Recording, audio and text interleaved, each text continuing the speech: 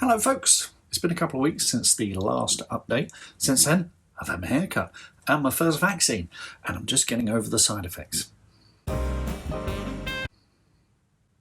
I'm still using the same method to write the first draft of this book, so scribbling in a notebook one day, then switching to the laptop and bringing it to life the next. And it's been working pretty well so far. I've just hit 22,000 words, which is about a quarter of the way through this book. I want it ultimately to be somewhere between 80 and 90,000 words tops.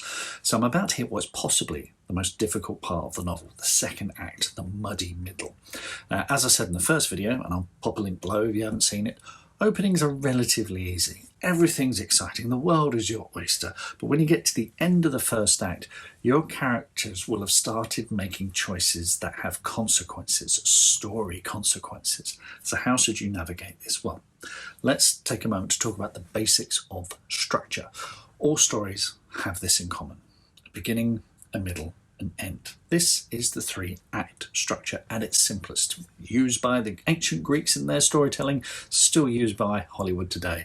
Now, you may have read all sorts of fancy stuff about 4-act, 5-act, 7-act structures, pyramids, diagrams, all sorts of stuff, but in the end, it all comes down to these three essential beats: a beginning, a middle, and end.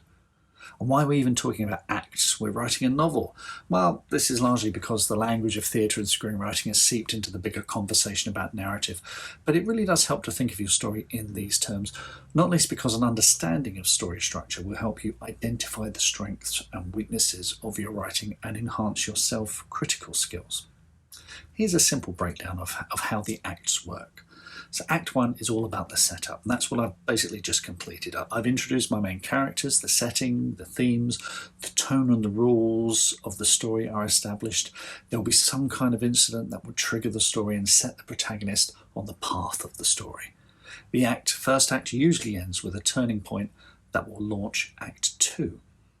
Act 2 is all about confrontation. Your protagonist will be tested as they strive to achieve their goal. The action rises and rises, leading to a midpoint that then becomes a crisis. The final events of Act 2, which often herald disaster or certain failure for our hero, will trigger the events of Act 3.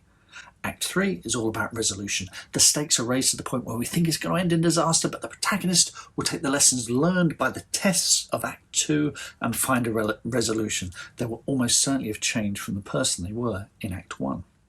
And that's it. The building blocks of story. You can apply this not only to your overall story, but to each chapter, which will have its own beginning, middle, and an end. So this is what I have ahead of me next. Act 2. This is where I test my characters like an Old Testament god, making their lives increasingly difficult. The good news is I have a pretty good idea of how I want Act 3 and the ending to pan out, so I just need to bridge that gap with some fun shenanigans. And if I get stuck, then I need to take a moment just to think thematically, and I covered that in a previous video. Again, I'll pop a link below. Sounds easy, doesn't it? Well, I've just written a scene where they come to a door and I have only the vaguest idea of who is on the other side, so yeah, we'll see. It's never easy, but here goes. There'll be another update in a couple of weeks, and until then, happy writing.